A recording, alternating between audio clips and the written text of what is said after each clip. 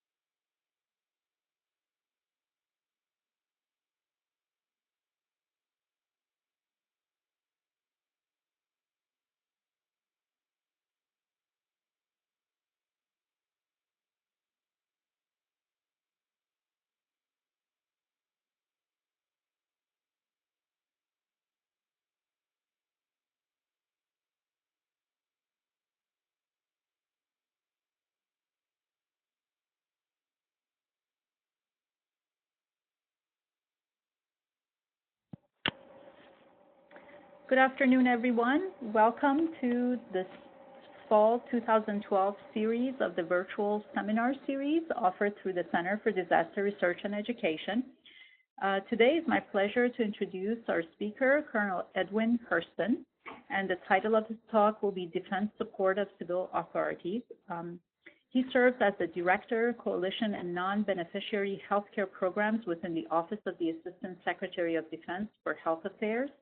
In this capacity, he coordinates coalition nation requests for secretarial designee for healthcare requests and bilateral reciprocal healthcare agreements with partner countries. Until May 1, 2012, he was the Chief Homeland Operations Division, Headquarters, U.S. Air Force. The division was responsible for policy, guidance, and oversight for U.S. Air Force activities associated with homeland defense, defense support to civil authorities, the Defense Critical Infrastructure Program, the U.S. Air Force Counter-Narcotics Program, and the U.S. Air Force Auxiliary. He was commissioned in 1988 as a distinguished graduate of Air Force ROTC at Tulane University and has a diverse background in military healthcare administration and defense support of civil authorities, having spent a year as a DSCA Fellow with the Department of Health and Human Services and as a Department of Defense Joint Regional Medical Planner for FEMA Region 3. Please join me in welcoming Colonel Hurston. Please go ahead. Well, good afternoon, all. It's a pleasure to be with you today, and I look forward to sharing a little bit of information on defense support to civil authorities, but most importantly, I look forward to any questions that you may have at the conclusion of the presentation. Dr. Yalda, thank you for the introduction. As mentioned, I'm a healthcare administrator with a background in defense support to civil authorities, primarily as it relates to the support of ESF 8 or the health and medical ESF. So in the presentation, you'll see some references to medical aspects of defense support to civil authority, and that's just sort of my nod to my background. So with that in mind, I'll go ahead and begin the presentation. Again, learning objectives, summarize the mechanisms and constraints. I'm not going to read this to you. Just suffice it to say that we'll talk about process, we'll talk about authorities. Since between 2000 and 2008, there have been over 425 declarations, and then we can add on to that, obviously, those in the last 4 years. We're talking an average of 4 a month. And when we start talking defense support of civil authorities, clearly the National Guard plays a critical role under their respective state governors in acting as the primary military responders in state active duty service. As all of you as emergency managers and emergency management students are fully aware that federal involvement, to include military forces, typically are not brought to the mission until all other capabilities and response assets have been fully employed. Of course, we have to talk definitions because there is a tremendous opportunity for misunderstanding. Homeland defense, as you see in the definitions before, you talk about how we protect the sovereign territory and the domestic population of the United States. This is a DoD mission as opposed to Homeland Security, which is more of a joint mission led by DHS, of course, which is an effort to prevent terrorist attacks, reduce vulnerabilities, and minimize damage to facilitate recovery. We have seen in the relatively recent past, the addition of prevention to the phases of emergency management. And in large part, it's a function of the Homeland Security mission set, which looks to employ intelligence resources and capabilities, reconnaissance resources and capabilities to anticipate and thereby prevent. But what we're going to be talking about today is civil support and how DoD supports civil authorities with respect to domestic emergencies and so forth. So with that in mind, we move to the question of strategy. We talked about some of the differences a moment ago between Homeland Defense. I'll tell you that a great example of the DoD mission set that is Homeland Defense is, for example, Operation Noble Eagle. If there's an airborne threat that the United States must defend against, then we call upon our Air Force and sister services to employ counter-air assets to meet that threat. Civil authorities is focused on obviously minimizing and recovering from both subverting mass casualty events and so on. Again, that being the health focus that I've been involved with in the past. And then clearly, a DoD responsibility to the country as a whole is to support our civil authorities consistent with incident response within the National Response Framework and the NIM structure. So how do we achieve Homeland Defense for civil support? Mission assurance, at any rate, through force protection. We can't help anybody if we ourselves are not capable of projecting our capabilities. Protection of our defense critical infrastructure. And then also the preparedness of the defense industrial base. Now that bullet right there, the preparedness of the defense industrial base, has a lot of associated sub-functions or sub-elements that we could talk about for a long time. But there is, in fact, with the consolidation of companies that manufacture and produce materiel, equipment, platforms for the Department of Defense, we've seen a commensurate reduction in the defense industrial base. It has implications for us in many other ways. Also, defense crisis management and continuity of operations. Again, if the Department of Defense is not able to react and respond to preserve our own capabilities and capacities, we're not going to be there for the civil authorities when they need us. So, improving, international capabilities, interagency planning, improved state and local partnerships, effective domestic relationships. You'll see in a subsequent slide when we start talking about the roles and responsibilities of the different players. One of the primary responsibilities for a joint regional medical planner is to establish, develop, and enhance partnerships within the interagency community, specifically in that case as it relates to the ESF-8 function. But then to improve international partnerships, if we start broadening that out, we can think about the tsunami and the consequences of that in Japan. We can think about the tragedy down in Haiti, and in so many other cases where we reach out to partner countries to support their civil authorities. So again, it's kind of a distinction, a differentiation between Homeland Security and defense support of civil authorities. Obviously, DoD is the lead for Homeland Defense, with obviously Homeland Security being the primary agency for support to civil authorities, with DoD supporting the lead federal agency, as you see reflected there.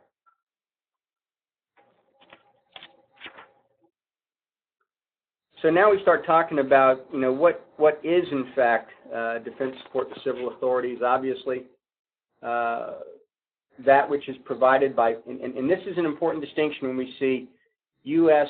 federal military forces, civilians, contract personnel, and component assets, and the National Guard when they're not in Title 32 or not in state active duty capacity. And that has some implications as it is associated with the Posse Comitatus Act that we'll be talking about in just a few minutes. So the Department of Defense in the federal capacity, uniformed forces and civilian personnel in response to requests for assistance from civil authorities. Crucial piece that we do nothing without an explicit request from civil authorities. So it gives us the authority to do this? Well, we have established policies, departmental directives and instructions that speak to what and how we are able to provide support. Here you see that this particular DoD directive combines what were previously separate instructions and directives, one which involved obviously military support to civil authorities, one which was military assistance to civil authorities, and then thirdly, the military assistance for civil disturbances. Well, someone might ask, well, what's the difference between MSCA and MACA? MACA, military assistance to civil authorities, was primarily focused on supporting law enforcement capabilities. While the Department of Defense in federal status cannot function as in a law enforcement capacity, that doesn't mean that we could not support and train civilian law enforcement folks or provide material resources to them such that they would be more effective in their civilian law enforcement capacity. An example of that might be a situation where a civilian law enforcement agency may have a requirement for up-armored Humvees. They would come to the Department of Defense, make that request. We would provide that on a temporary or permanent basis along with training on how to operate it. That would be an example of what was previously referred to as military assistance to civil authorities. And then how do we receive these? How is DoD, the requests I mean by that? How do we receive the requests? How are we reimbursed for our support? And then how do we, as a Department of Defense, evaluate given requests for support? And we'll kind of step through these. So, of course, I'm telling you folks in this particular slide nothing that you as emergency managers in your own right aren't aware of. The President can declare a disaster, the major disasters. He can declare it through National Emergencies Act. And the Secretary here, again, this is another nod to my roots in the medical community, but there are other departments that can unilaterally declare disasters for which DoD support can be requested. So, of course, again, something that you're fully aware of, but I'll just touch on it, the National Response Framework and how it's structured, because how it is structured has implications as to how the DoD is structured to in turn best provide support. So, of course, within the NRF, we've got the emergency support functions. We've got the 8 support annexes, and then, of course, the 7 incident annexes, all of which provide a construct then within which we can arrange ourselves, posture ourselves to provide focused support. And then naturally, again, something that you guys are going to be very much aware of, the 32 entities, federal agencies, that you've got some quasi-governmental agencies. If you look down there at the bottom, as I'm sure many of you are aware, American Red Cross is not a federal agency. However, it's a quasi-governmental institution in that it has a congressional charter and it is treated for the purposes of response to significant events as if it were, in fact, a federal entity. So, and then, of course, no presentation would be complete without a depiction of the various emergency support functions. Again, there's nothing new for those of you that are familiar with the NRF, the NRP before it. Again, the majority of my personal experience and activities have been associated with ESF 8.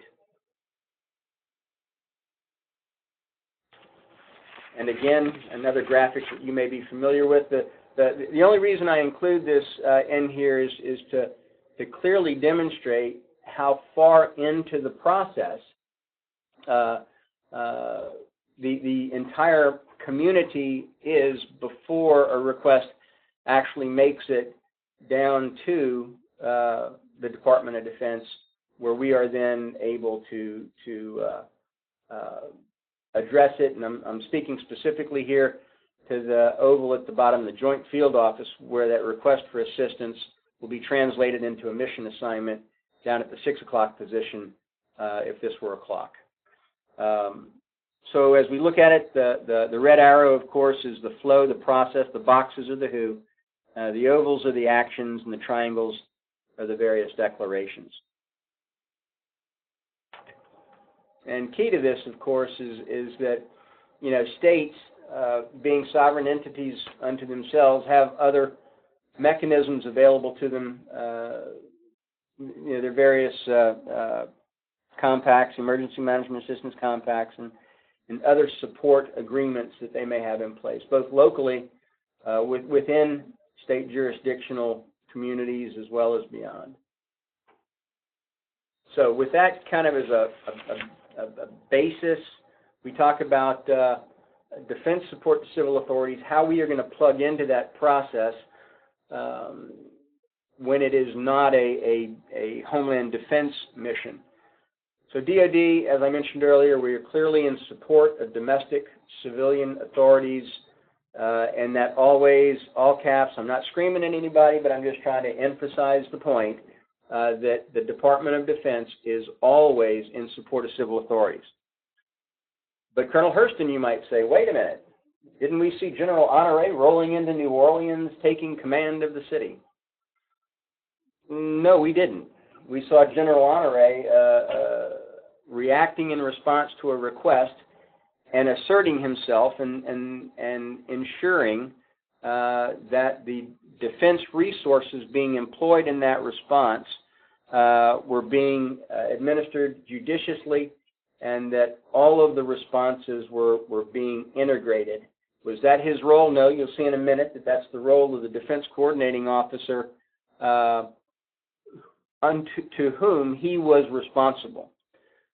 Within the DoD construct, obviously all of this being subordinate to the state authorities who are in support of the local authorities. So, again, it's a total effort, active, reserve, and National Guard, but the National Guard, the Army and the Air Guard forces, are unique in that they can function in either a Title 32 or state active duty capacity when they are under the authority of the governor, or when they are federalized and then a part of Title 10 forces. That's an important distinction. Civil support teams are Title 32 forces.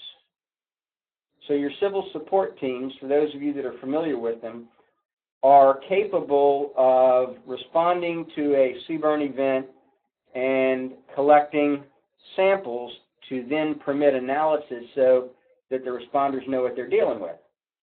Well, that stuff that they collect can be used as evidence in court when we come to prosecute folks. If those were Title 10 forces and not Title 32 forces, Posse Comitatus Act would preclude the use of what they collect in the prosecution of the bad guys once they're finally caught. So you have National Guard personnel. They are uniformed personnel. In the case of your civil support teams, as an example, they're full-timers. They're on the hook 24/7. And while they're fully trained, fully capable, and fully competent military members, because they're not Title 10 federal forces, they can act in a quote-unquote law enforcement capacity, in the sense that, in the example I just gave, they're collecting evidence that can then be used in a criminal prosecution. Now, when we're talking about federal military forces, the Secretary of Defense, while supporting the lead federal agency and while supporting local and state civil authorities, the Secretary of Defense always retains command and control of those forces. And something that's lost on a lot of people, I believe, in the excitement of response activities and in the desire to seek the most effective support, we also have to be cognizant of seeking the most efficient support and cost-effective support. And I'm here to tell you, just about anything the Department of Defense does is not going to be the most cost-effective. We are very, very expensive. We're very effective, but we're not nearly as efficient there's a lot of other capabilities that are out there that could be brought to bear. And that's going to be the role of the Defense Coordinating Officer that we'll talk about here in just a few minutes. So we talked about the National Guard. That's just a breakdown of the three various statuses that they could be on: state active duty, Title 32, or Title 10.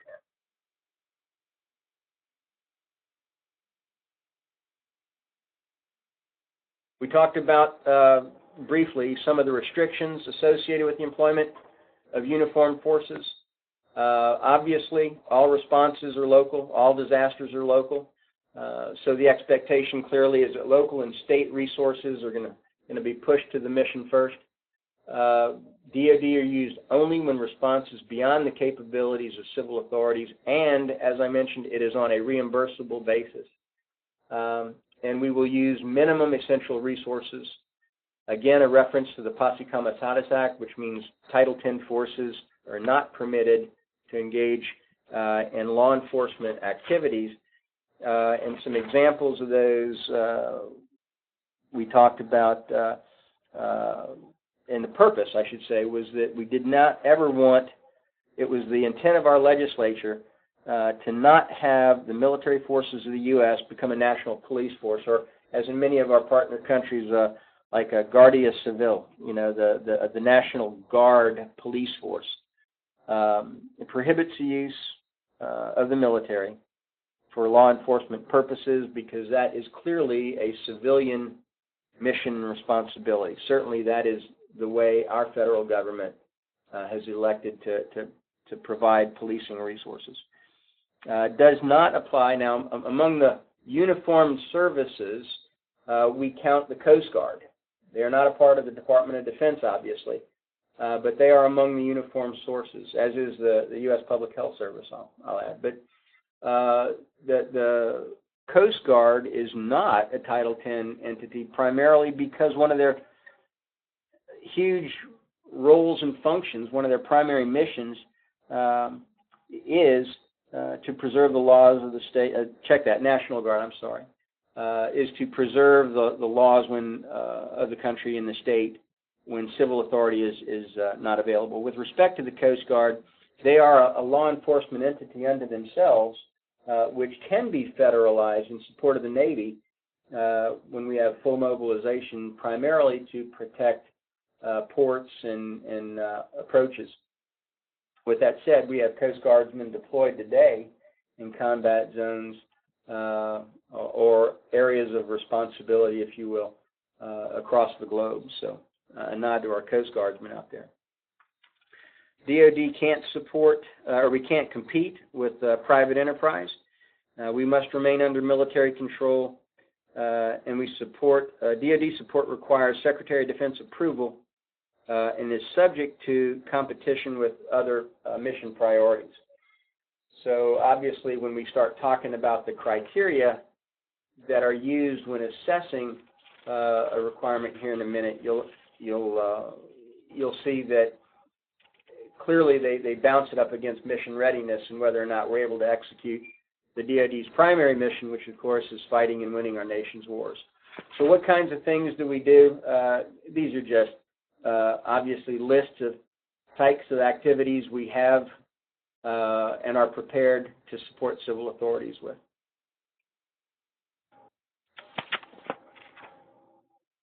Again, across the horizontal axis, you've got probability or likelihood. On the vertical axis, you've got severity. While I do not argue the fact that a WMD event can cause significant impact to our country, certainly from a terrorist victory perspective, in terms of achieving a terrorist tactical victory of creating fear, I would suggest that severe earthquakes rank as high or higher in terms of consequences and implications for our infrastructure and our citizens. A New Madrid seismic event, for example, I think is on a lot of people's mind recently. You've got hundreds, if not thousands, of square miles of unreinforced masonry. You've got critical infrastructure, highway systems, bridges spanning the Mississippi River. So reasonable people could disagree on placement of some of these things, but the fact of the matter is we have a wide spectrum of situations that the DoD is prepared to support you as civil authorities and civilian emergency managers, and when you have a need for us. Now, before I get into the immediate response stuff, I will kind of diverge from my earlier comments and ask folks to hold, when I ask folks to hold their questions till the end. I will ask, are there any questions to this point in the presentation before we move on?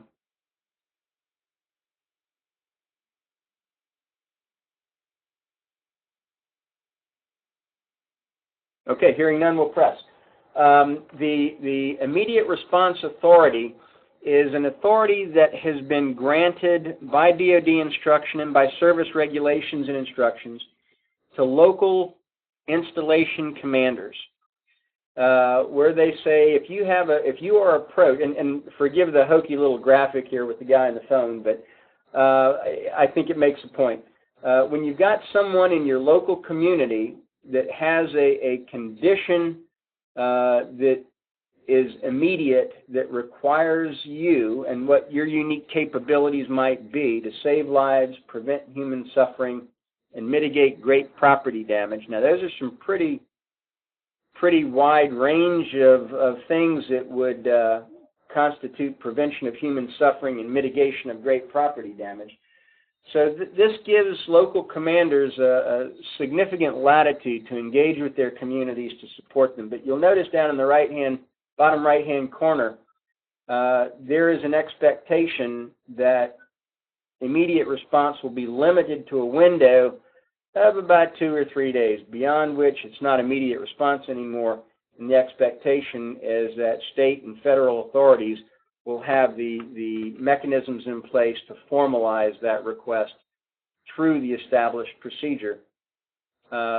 Again, military commanders' ability to respond to save lives, prevent human suffering, or mitigate great property damage.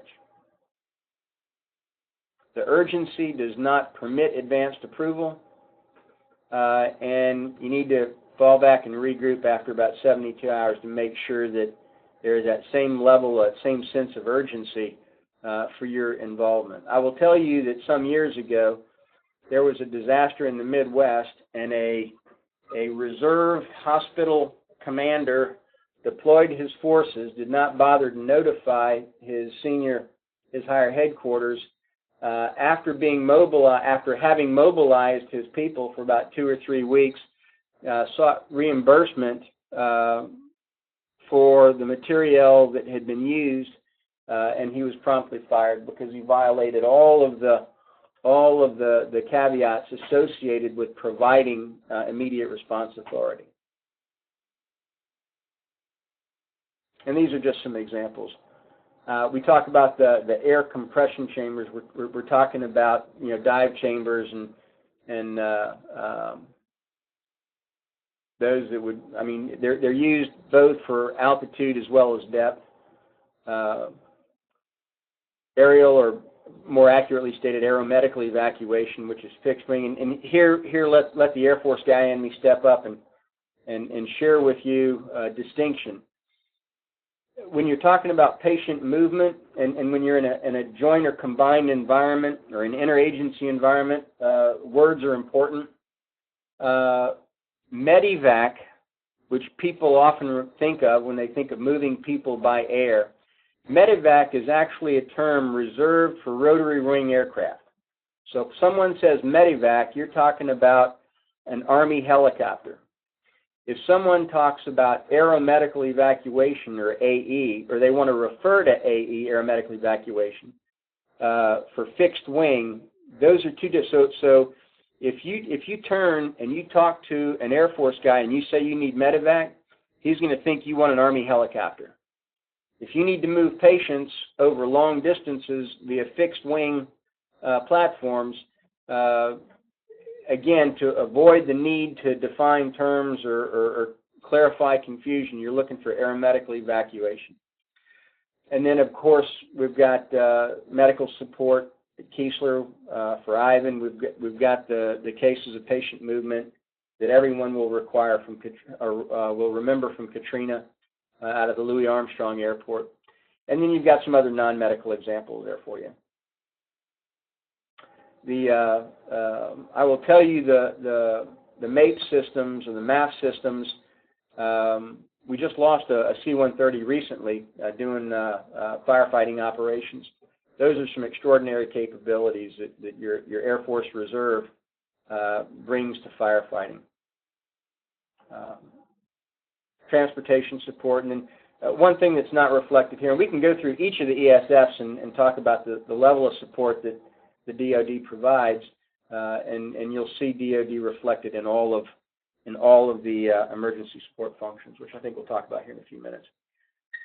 Now, I'm sure many of you are familiar with the Joint Field Office. I throw this graphic up here to demonstrate the placement of the Defense Coordinating Officer and his Defense Coordinating Element.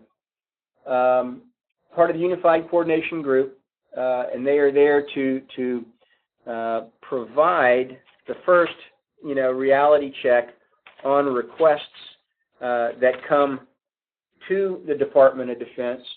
The Defense Coordinating Officer and his team will put a first chop on it as part of the broader interagency function that provides a centralized location to support the state officials that you see there depicted on the left side.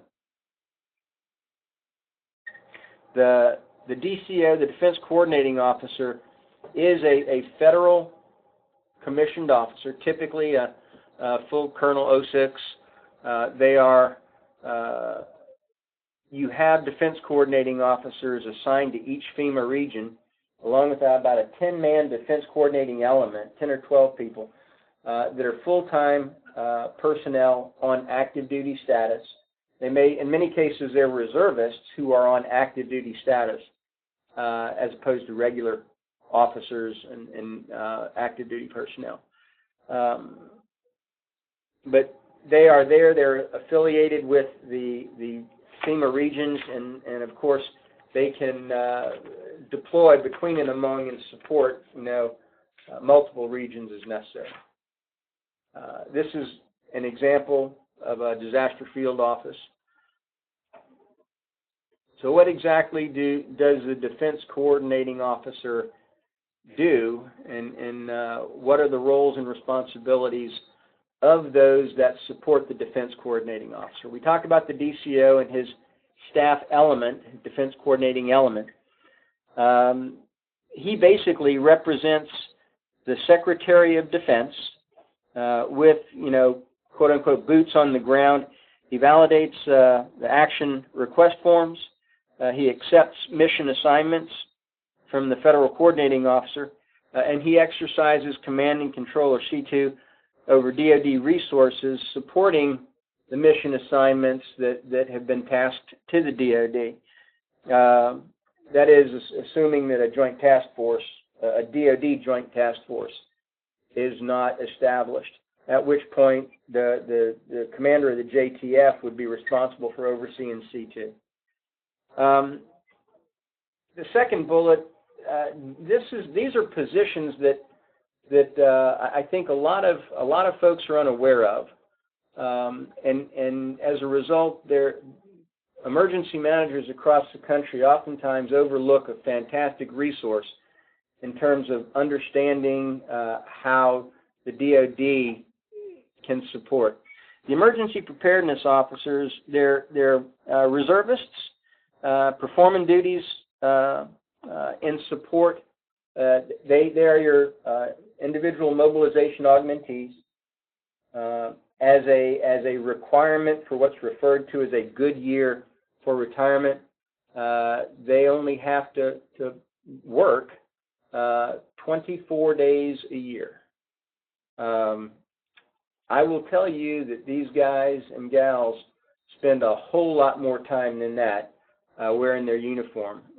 They are responsible for going to every installation in their state. By the way, you have emergency preparedness liaison officers for the Army, the Navy, and the Air Force. The Marine Corps has just recently begun assigning EPLOs. They are, you have one from each service assigned to each state. You have one from each service assigned to each FEMA region. And then you have, depending on their functional expertise, potentially assigned to various federal offices or functions. So you've got EPLOs across all 50 states and various federal agencies. They're allocated to they're under the operational control of the service component commanders. When they're activated, they're allocated to NORTHCOM or PACOM, with tactical control or TACON going down to the defense coordinating officers. So these guys roll in. When the DCO stands up, he pulls his 10-man core element in. These folks augment that with state-specific and DISCA-specific expertise to help navigate the issues and provide guidance on the viability of supporting a particular requested action. And then, of course, the Joint Regional Medical Planning Officer, the EPLOs that I spoke about cross all functional communities within their respective service. You'll have medical folks, you'll have pilots, you'll have communicators, you'll have logisticians. The Department of Defense Military Health System has recognized that the medical conditions that result from disasters result in such time-critical actions to us if we're going to have a real impact. They have taken Army, Navy, and Air Force medical readiness officers and assigned them full-time to 4 offices across the country: Fort Lewis, Washington; Fort Sam Houston down in Texas; Fort Meade, Maryland, and I am blanking on the 4th one. But they are attached to various FEMA regions. I had the great good fortune to serve as a Joint Regional Medical Planner for FEMA Region 3 in Philadelphia. And the job of the Joint Regional Medical Planner is to create relationships. You know, the old axiom is you never want to be exchanging business cards at a disaster scene, right? Well, one of the primary responsibilities of the EPLOs and the JERPs, for that matter, are to build relationships, work emergency response planning and operations in support of ESF 8, and then actually respond to support the DCO, and then coordinate with mission partners in support of ESF 8. So how we get to the fight now, we'll kind of step through the process here for you to let you know that the Assistant Secretary of Defense for Homeland Defense and American Security Affairs at the OSD level has the responsibility for overseeing the department's policy development and promulgation down to the services, who in turn will be seen in a subsequent slide to be what are referred to as force providers. The Joint Staff, on the other hand, the JDOMS, the Joint Director of Military Support, is the action agent. This is the office that when approved by the Secretary of Defense, will cut the orders that launch the service personnel in support of the DCO in his support of civil authorities. And it is at the Joint Staff where we see the focus for bringing together all of the combatant commands, the services, and the National Guard. So, with that in mind, we talk about what is a supported combatant command. Well, in the case of domestic response within the United States of America, you've got the U.S. Northern Command and you've got Pacific Command. And Southern Command, to a lesser degree, they're going to be the principal planning agents, but everybody else, the services and the functional commands, will be supporting these guys. So if something were to happen in the continental United States or the CONUS, the supported combatant command would be U.S. Northern Command, as you would expect. If something were to happen in Guam or Hawaii or Alaska, the supported combatant command would be the U.S. Pacific Command. And then the departments, you step back.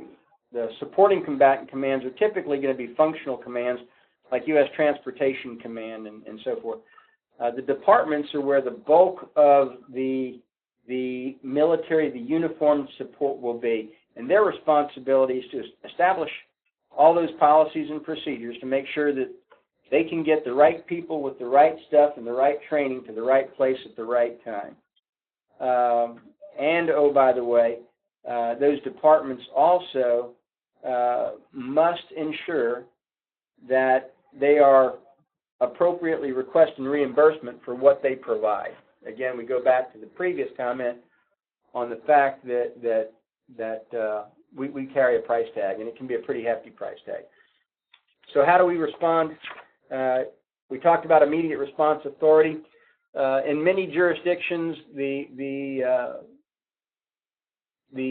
local installation commander is authorized to establish and develop mutual aid agreements. Typically, you see the kinds of things that are supported: fire, emergency medical services, hazmat, public safety. One that's not there is emergency ordnance disposal. You see a lot of. These are the kinds of things that it's not unusual at all. However, I go back to a comment that I made earlier, and that is that when you respond under the conditions of these things, there is a limit to the degree of support that you can provide before higher headquarters expects to be notified, because any time you are using your resources, you are diminishing readiness, which could be tasked at very short notice to support other requirements. So, and then thirdly, request for assistance, which is obviously initiated through the action request form, comes up through the Joint Field Office, as we talked about earlier, results in a mission assignment by the mission assignment coordinator in the DFO, hands it off to the Defense Coordinating Officer, and then he vets it, as we'll see here in a minute. Another way, though, that I'll point out how we respond is as a support agency. There are only two federal agencies that support all of the ESS, DOD being one of them.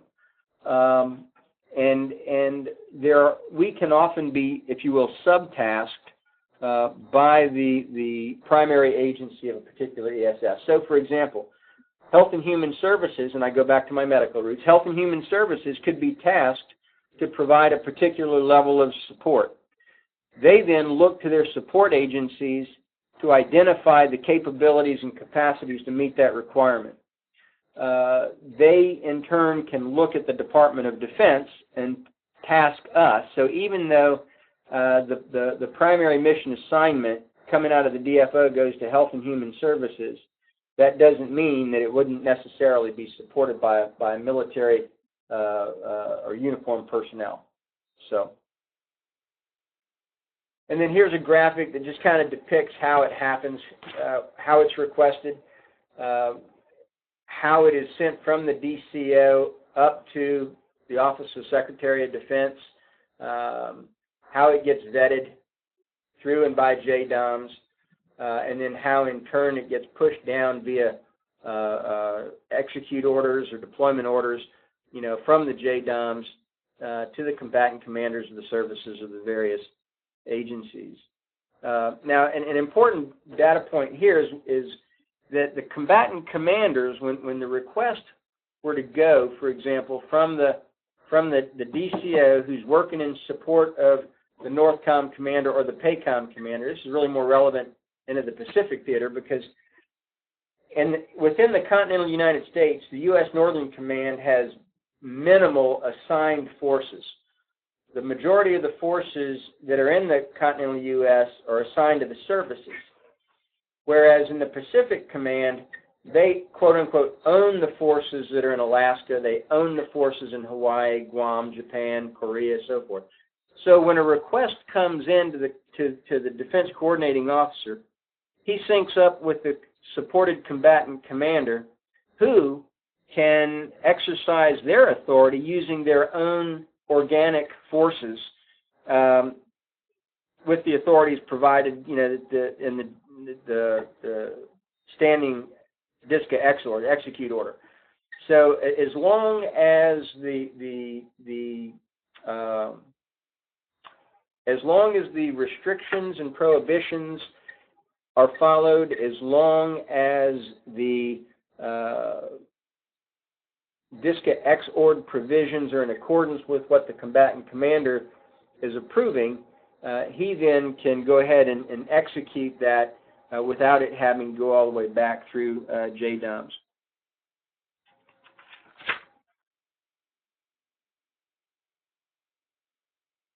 So what talked earlier about validation criteria. Every time the Department of Defense gets a request for assistance, we ensure that these elements are reviewed very clearly. One, is it legal? Two, what's the potential for the use of force by others against the DOD or by the DOD against others? And of course, that would then drive rules of engagement. So as we then issue the deployment orders, we would have associated rules of engagement that would determine whether or not forces should be armed and under what conditions they can employ those arms for their self-defense. Of course, the risk and then cost, who's going to pay for it? Theoretically, it's on a reimbursable basis. That doesn't always happen. The appropriateness, is it the responsibility of the Department of Defense to do this mission, or are there others for whom it is more appropriate? I'll give you a great example. Was during the anthrax attacks in 2001, we were receiving, we being the Department of Defense, were receiving just request after request for laboratory support, because the DOD has ready access to clinical labs that can do analysis of various specimens. Well, anthrax is an animal disease, right? And the Department of Agriculture has fully capable laboratories and personnel and material that could do that. Yet, until that was pointed out, the reflex was for folks to come to DOD rather than agriculture. So was it more appropriate for DOD to get that mission, or was it more appropriate for agriculture to get that mission? At some point, everyone came to the understanding that it was more appropriate that ag got it rather than defense. And then the last one is readiness. What's the impact on the DOD's primary mission, which is to fight and win your nation's wars? And to the extent that we are looking at potential threats to our national security, how would supporting a given request impact that? And then, of course, the bottom one, when you start talking about appropriateness, what commercial capabilities exist because we, the Department of Defense, the federal government, is prohibited from competing with civilian sector for business. So that's all of these things are taken into consideration when a request for assistance hits. Now, the next slide, excuse me, just a sample here, and what do we have identified by the little red circles? What do you want? What is the priority? And what's it going to cost? And these are things that are going to be very, very clearly considered as we price it out, and it should certainly be considered by the disaster field. And I will tell you that the feedback, when these things are being requested, you've got informal comms working between the state, the locality, the field office, the ESF, and in this case, a case where it's associated with medical response, let's say, you've got the Joint Regional Medical Planner in there. So people are talking. By the time this ARF hits the Department of Defense, everybody knows what's being asked, and everybody knows what the cost estimate's going to be. And folks, y'all might be or might not be surprised at how many of these things get turned off when state officials see the sticker shock associated with a particular request and recognizing that they're going to have to pony up 25% of it in theory. So Again, once the assistance request has come through, it's been validated, yea, verily, this is something that the federal government will strap on, then it's translated into a mission assignment. And that's kind of what you see depicted here.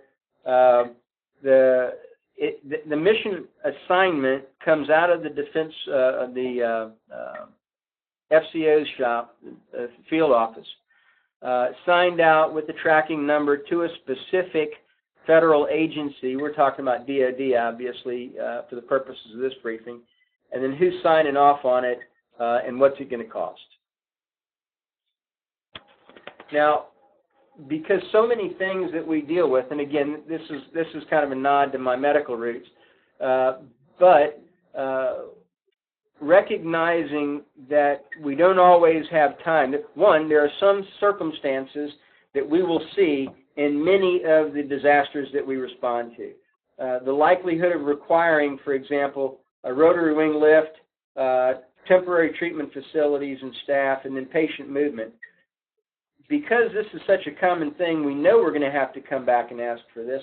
So what FEMA has done, in cooperation with the Department of Defense as well as others, is create, canned, pre-scripted mission assignments. And these are scalable, and we can immediately pull one of these things out, have it coordinated, validated, and dispatched accordingly in pretty short order. So just within the last 10 years, we have come light years in terms of facilitating the processing of things that everybody knows are going to happen during many of the disasters that we're asked to support. So a request for forces, I talked about how the supported combatant command, particularly in the case of NORTHCOM, has to reach back for forces. Well, when NORTHCOM has a requirement that they can't meet, or PACOM or SOUTHCOM for that matter, has requirements that they can't meet with organic capabilities, they submit a request for forces, typically in by units and or by capabilities, depending on what they're looking for, to fill unforecasted requirements. Okay, and this is how DoD identifies, marshals, and moves personnel in support of a combatant command.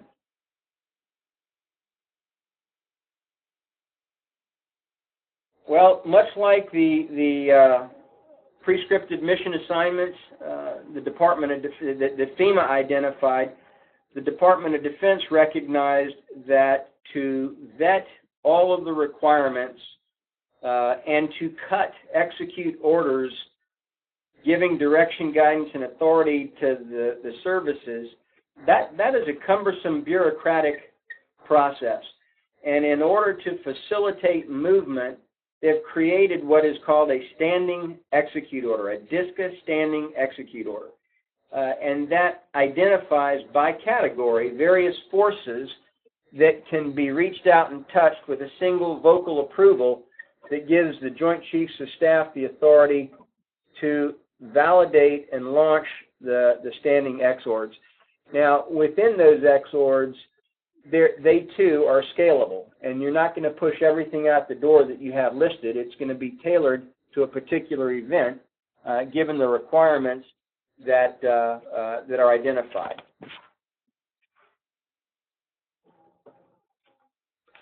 So the question then becomes, okay, what gives us the authority? What gives the Joint Chiefs of Staff and the services the authority to do the things that we've been talking about? And what I have here is just a list of issuances. A DOD-I is a Department of Defense instruction. A DOD-D is a Department of Defense directive, and you'll see some other types of documents that support these things.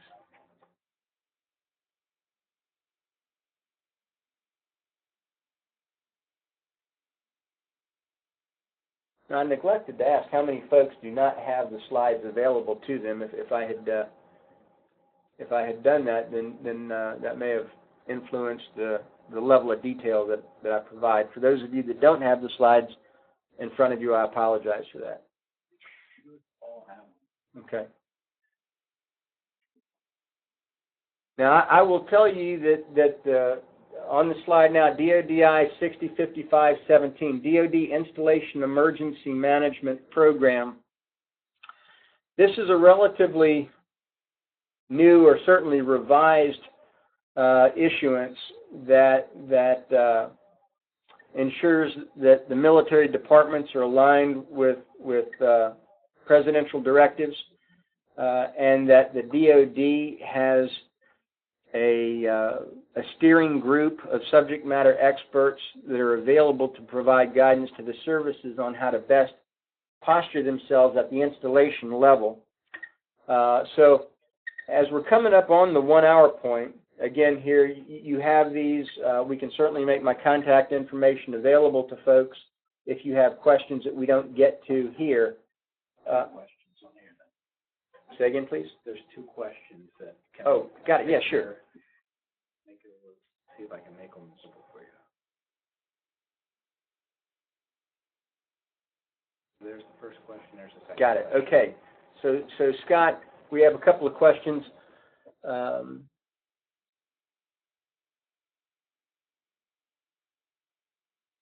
No, there's a question about the cause behind the loss of the 130 performance firefighting activities. No, unfortunately, I can't. I know that there is a accident mishap investigation underway. I'm not privy to any of the details that weren't open source. So if you guys go out and Google it, you're going to see everything that I have available to me on that at this point. The incident commander would identify a requirement. The second question is, during an event, is it the incident commander that would be the one to call for DoD support? No. The incident commander would identify a requirement, elevate that requirement. It's going to have to go through the state before it gets pushed over to the field office, before it ever gets vetted by FEMA, and then request push to DoD. So no. Now, in the case of immediate response, it may in fact be, if you have a local installation there and you happen to have a working relationship with the fire chief on base, the incident commander may in fact go up to his mayor, through the appropriate channels, who can then pick up the phone and call the installation commander. So if you're talking immediate response, Scott, yes, the incident commander could launch that request through the local channels, but not if you're going through the disaster field office seeking broader DoD support. Got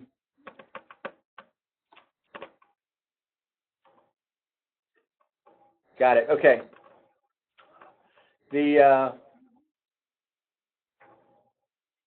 Again, additional references, issuances that speak to those things which guide us in the Department of Defense in terms of how we do our business and how we posture ourselves to support civil authorities.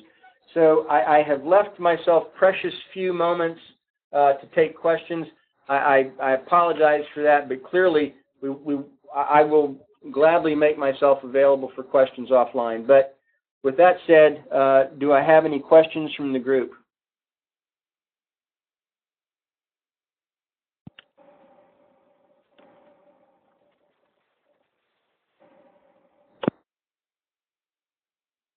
Tom. You can see Tom has his hands. Just go ahead, Tom. Go ahead, Tom. We'll go voice. Yeah, I always like to follow the money, and there's predicted to be some very serious defense cuts in the near future, and I'm wondering how that, if you know or can guess, how that would impact the SCA. Well, there are no provisions. Well, recently there have been some changes. In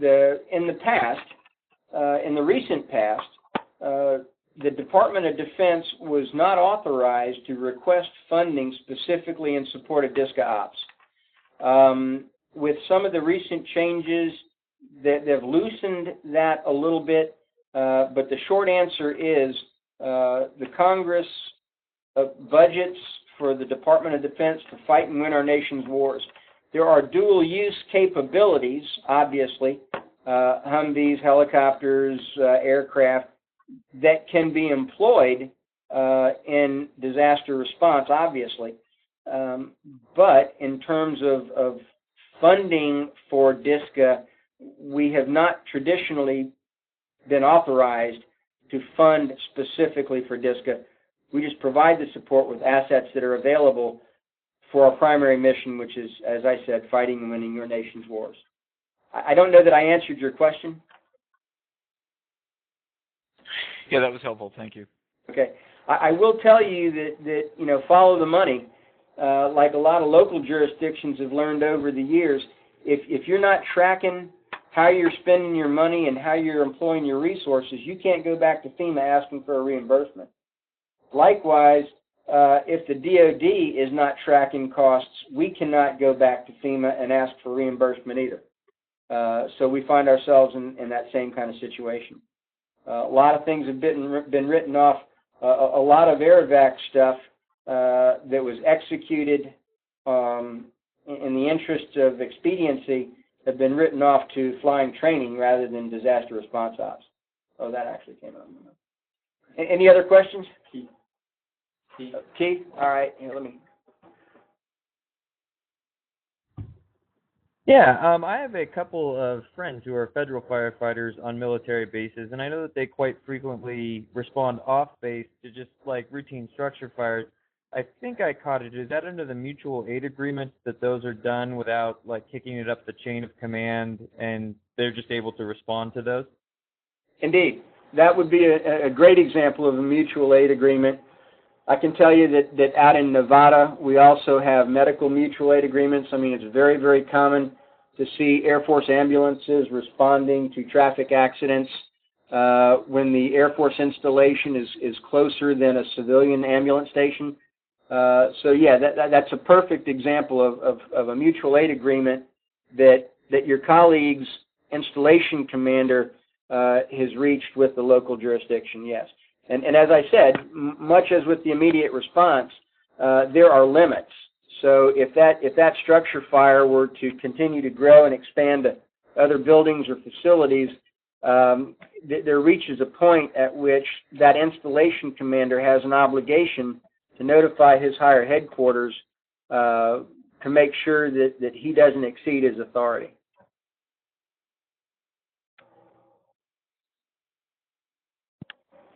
Well, if there are no other questions, Colonel Edwin, thank you so much for that informative talk. We greatly appreciate your time. And as I have mentioned through text on the side, the full presentation is available on the D2L system under the discussion on the virtual seminar series for those of you that are online. So you can always access the full presentation. And I guess we'll end at this point. Thank you again. And everybody have a good weekend.